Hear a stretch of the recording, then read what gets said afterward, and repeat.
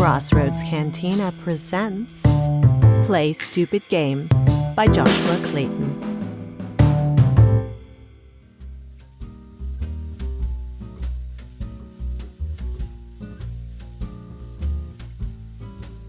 Hello and welcome to Crossroads Cantina. We'll pour you a drink of whatever you desire in exchange for a tale. Any story or memory that you have will do. If that sounds good to you, pull up a chair and come have a seat at the bar.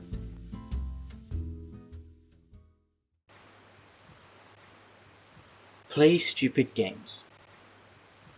As read by Joshua Clayton.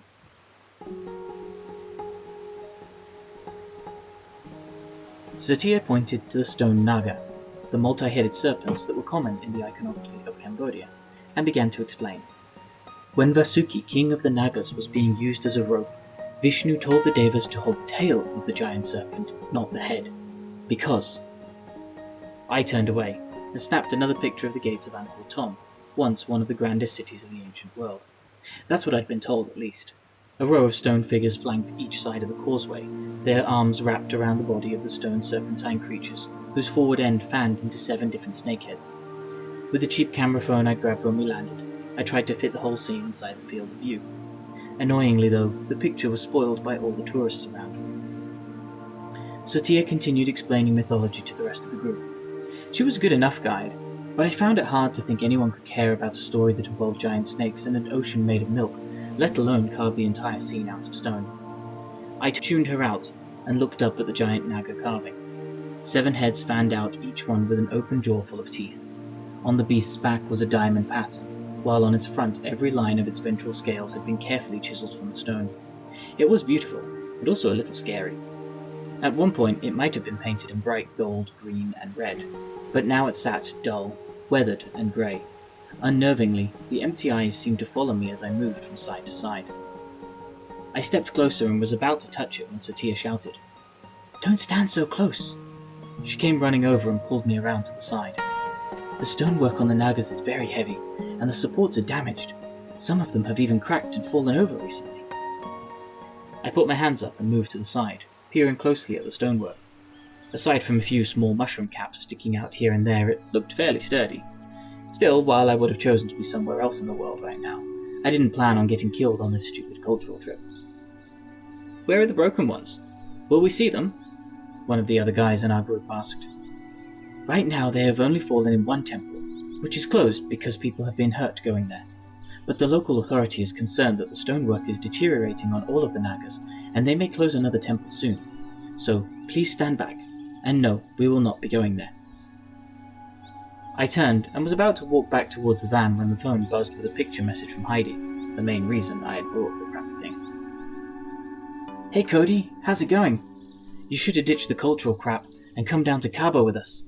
The others are sleeping now, so I need some company." The picture was her and a few other guys and girls sipping cocktails by the pool. I lingered for a second on her smooth visible curves and sighed. I would have given anything to skip out on this trip and go down to the beach with them. But it was paid for by the school travel assistance program. Not my choice, of course. My aunt had signed me up to the program, and apparently my financial situation was deemed a charity case now, so the school had picked me to come to Cambodia. Even if I'd gotten out of the school program, I could concede that I was never going to have the money to go to Cabo. I sent her the picture I'd taken and added, "Glad you're having fun. Snooze fest here, all mythology and stories." She quickly replied, "Sorry to hear that. Sounds boring. Can I help at all?" I smiled. Just the fact that she was talking to me, the weird, newish kid without the years of friendships everyone else had, was something. My phone buzzed again. "You're a photographer. I'm sure you can do something. If you want, we can make it a little competition."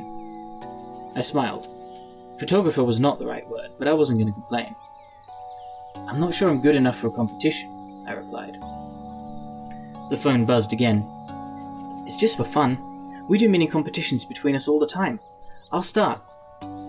It came attached with a photo of her facing the waves as the sun hit her bare back. Her completely bare back. I quickly put the phone down, but thankfully no one was standing close. "Where did you take that?" I messaged, wondering where in Cabo she found a beach so empty. "About halfway across the beach. It was a fair trek, but worth it. Your picture looked pretty cool if it wasn't for all the tourists. I looked around the area as yet another minivan drove past and I shook my head. There was no way I was getting a picture without them. Not here, anyway. But I wasn't going to give up. I had Heidi talking to me. Heidi! Just being friends with her would change my life. I wouldn't be the weird loner anymore. I'd be one of Heidi's friends. I smiled. Also, the competition might actually be something fun to do. And I did meet her in an after-school photography class, so I texted her back. Okay, photo competition it is. I'll get a picture with no one else around. She messaged back almost immediately, a simple smiley face. The idea had seemed straightforward enough. We spent most of the day getting in and out of the van, alternating between the cool, dry, air-conditioned vehicle and the lush, humid and sweaty jungle outside. At every turn there was another temple, intricately put together of red and grey stone and always adorned with a myriad of carvings. With so many temples on our route, I thought it would be pretty easy to find a good spot. And yet there were always people. Always someone stepping into view just as my finger hit the button. Always someone ruining the moment with their selfie. Half of the day had gone, and I was no closer to getting something for the competition. In frustration, I turned to Satya while we took a break in the shade near an ancient wall. Is there any temple that doesn't have people wandering around? She thought for a second. Not really. Only the one that's closed because of damage. Can temples even be closed? I snorted. I thought the roads were all public. Sure, the roads are. They have to be because people live in the villages near here. My brother-in-law lives on the other side of the park. But they can be closed. I mean, all of them are closed at night. The guards have to sit there all night? She frowned at me. No, they go home too. But you're not allowed in, and no one goes in at night. It's dangerous. There are no lights, so you cannot see anything. No one ever goes into a temple at night? I asked, incredulous. She paused for thought. Well, sometimes people do. But they get in a lot of trouble when they get caught. And like I said, it's dangerous. There are snakes, monkeys, spiders. You cannot see anything, so people can fall over easily on the rocks. And there are spirits. Spirits? Yes, bad spirits. A few weeks before, some of the authorities were doing restorations, and they said they saw water spirits during the night. They left work very scared. I think some of them even quit. And some people who live there say that their dogs have been taken by the spirits at night. She led us along for a while, and I let her continue to tell me about the various spirits. I'd quickly noticed that the majority of Cambodians believed in all manner of supernatural entities. Why do you ask? She eventually said, catching me off guard. Just curious, I lied, while looking around on the map application of my phone to see where the closed-off temple was. If there was anywhere that would be empty, it would be that one. But it was hardly walking distance from where we were, and the group would notice if I disappeared suddenly. Also, it would be guarded, at least during the day. I summarized the situation in a message to Heidi along with the idea that had come to mind. I partially hoped she would tell me it was crazy and to think of something different, but there was no reply.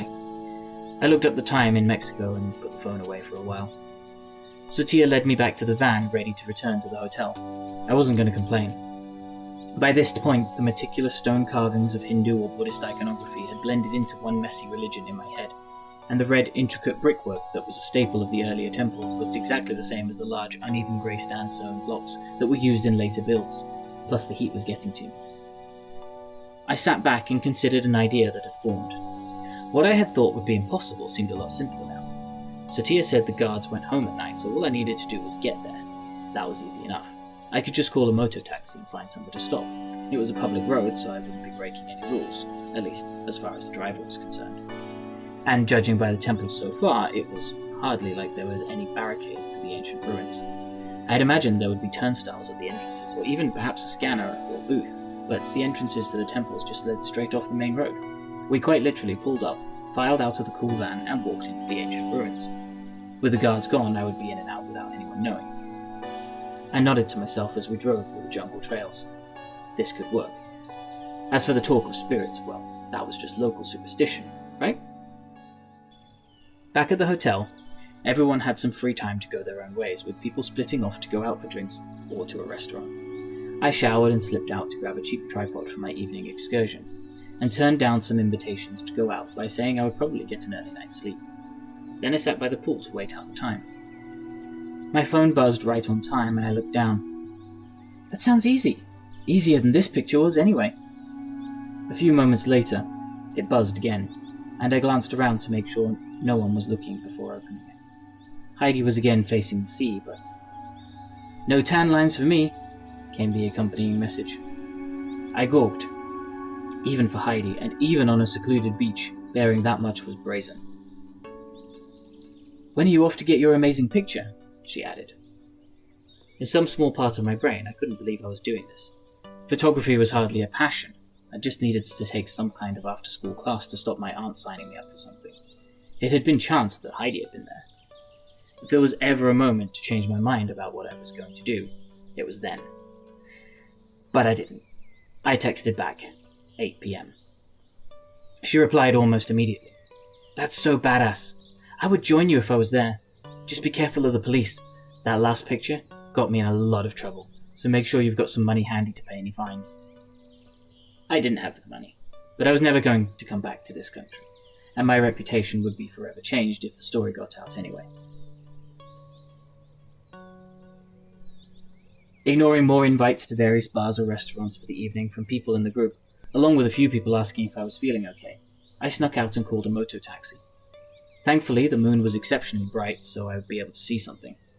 After initially looking resistant, a hefty tip seemed to convince the driver, and I jumped on the back of the bike to head off into the temples at night. My heart was pounding, but I had him drop me near a small roadside stand that in the day would sell fresh coconuts and iced coffee. It hadn't been difficult to find the location of the temple, and I'd chosen this location, so it was just a short walk. After appearing to debate leaving me or not, the driver turned and drove off, and when he was out of sight, I quickly ducked away from the road and power walked to the entrance. True to Satia's word, there was nothing except a flimsy police-style cordon warning people to stay away. I ducked under and started across the trail, the jungle dark and oppressive. Stopping at the stone causeway that led across the half-empty moat that surrounded the inner walls, I looked around. I could see that the Naga figures, which should have stood tall, now lay broken in multiple pieces on their sides. Nonetheless, under only the moonlight, the eyes seemed to bore into me, almost daring me to go ahead. I looked down at the ground and shivered, despite the warm air. For a while I stood there, deliberating one last time. "Think of Heidi," I told myself. "Think of what this will do for you." Focusing on the ground to avoid tripping on the rough stones, I stepped forward. As I reached the other side of the causeway, the sound of splashing caught my attention, and I ducked against the rock. The splashing continued, accompanied by a strange gagging noise. Children playing? Not at this time of night, surely. Perhaps someone was fishing in the moat. I peeked out, peering around. It was hard to tell, but for a second I thought I saw a V-shaped wake moving across the water, disappearing into a clump of lotus flowers. Another movement, this time just a monkey running away from the bank. The sound of shouting drew my attention away. "Cody!" It was a woman's voice. "Cody!" It called again, closer this time. I groaned as I realized exactly who it was. Satia, our guide. "What are you doing?" she cried, sharp and angry, as I tried to turn back away into the inside of the temple. "Are you trying to get in trouble?" she demanded. I turned to run. Perhaps I could pretend it hadn't been me, but it was blocked by rubble. The doorway to the inside of the temple had completely collapsed and was now overgrown by mushroom caps. She quickly caught up to me. "What, are you following me now?" I asked. "No, some of the others in the group were worried about you. Then I was at my brother-in-law's and he told me he just dropped off some crazy tourist in the middle of nowhere. What are you doing here? Did I not tell you how dangerous it is? Did I not tell you people have been hurt here?" I looked down, running the explanation through my head and wondering how to explain. I need a photograph of an empty temple because the story will impress the cool people and help me make friends. Somehow, I doubted that would be satisfactory, especially not in this country where trials were significantly more difficult. Instead, I kept my mouth shut, staring at the ground. "Come, let's go back before we both get in serious trouble." "One picture? Please, just one?" I said. Begrudgingly, she agreed and headed towards the moat while I set up the tripod for a night picture. From the doorframe, the shot would take in the causeway and moat framed by the dark jungle beyond. The shutter went off, and I barely glanced at it to make sure it was in focus and good enough before hurrying to catch up with Satia. There was no need to push my luck. Suddenly she stopped and looked around, appearing very confused. "What happened to the Nagas?" she asked. I looked at the stone snakes that had been eyeing me when I got there. They were gone. The whole fan of 7 snake heads that made up the intricate stonework was completely gone, along with the rest of the stone that made up the snake's body.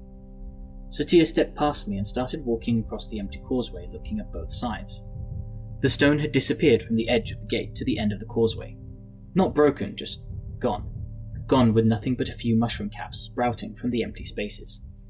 Satia kept walking and eventually turned and looked at me, completely lost, apparently no longer concerned with my disrespectful behavior. For a moment there was silence. I considered what to say and was about to open my mouth when there was a disturbance in the moat, followed by the strange gagging sound again.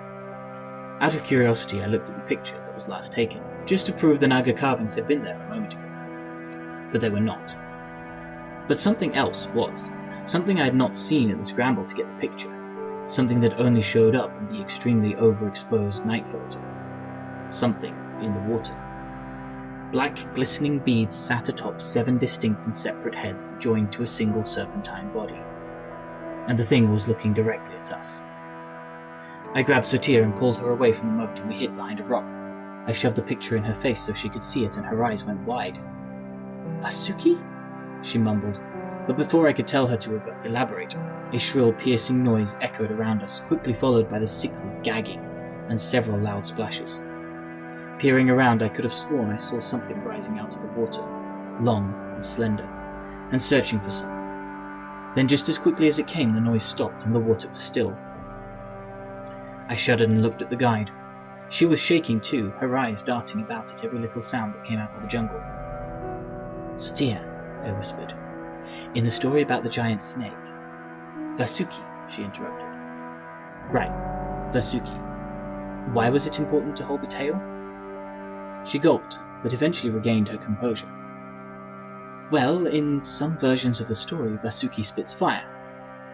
"Oh, great. And in other versions, he spits hala hala, a poison that can destroy all of creation." "All of creation," I repeated. She nodded. "Maybe that's why the pets went missing." I shook my head and hugged myself in a futile gesture. She might be used to believing in spirits and the supernatural, but I certainly wasn't, and giant snakes that spat world-destroying poison seemed to lock up my brain. Nonetheless, I knew what missing meant. Missing. Missing in the jungle. Missing in a temple that was closed to the public. There weren't many ways that missing could be misinterpreted. The sudden crunching of stone drew both of our attentions to the side, and we jumped up, sprinting behind another piece of ruined stone as the sound returned, an indescribable painful noise that forced my hands into my temples. Satia kept silent, but I broke, whimpering through the assault on my ears. As the sharp noise stopped, I opened my eyes to see... where was Satia? I tried to duck around another piece of column, tripped, and bit my tongue to avoid cursing, and looked out for her. The crunching noise drew closer, and my hairs stood on end as the sound of something sliding along the ground came back. "Satia," I tried to whisper. I heard a noise, a frantically repeated phrase that I guessed was the Cambodian language, and I stumbled, tripped, fell, and clambered to the source. A sudden whimper, and the gagging sound began again. When I got around the corner, there was nothing but a pool of liquid on the floor. I gulped, cursing myself for everything. My stupidity, my idiotic decision to break all the rules, my disrespect of where I was. And now, Satia had paid for all of it. I broke down, sobbing quietly to myself, but the sudden sound of movement brought my hand over my own mouth. I looked about. The moat was ahead of me. I could make a last-ditch effort to get across and try to get back down. Try to put everything behind me and never leave my home country again. I sprinted, leaving behind the giant thing that had taken Satia, and forced my legs to obey. I made it halfway across the bridge when I heard something rise from the water next to me. I stopped and put my back to one of the stone figures, now with empty hands, and glanced back at the temple, where I could see the thing was moving around. A drop of liquid fell in front of me, and then another, and another. I turned, my eyes following enormous ventral scales upward, until I was staring at the 7 heads of another monstrous serpentine Naga in front of me. Its mouths opened wide, and black liquid dripped from its jaws. Then the noise began again.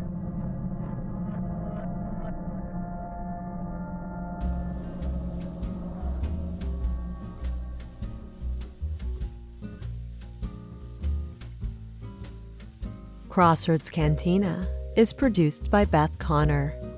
Play Stupid Games was written and narrated by Joshua Clayton. Please rate, subscribe, and tell all your friends. You can support us further by subscribing on Patreon for as little as $1 a month. More details can be found at www.crossroadscantinapodcast.com.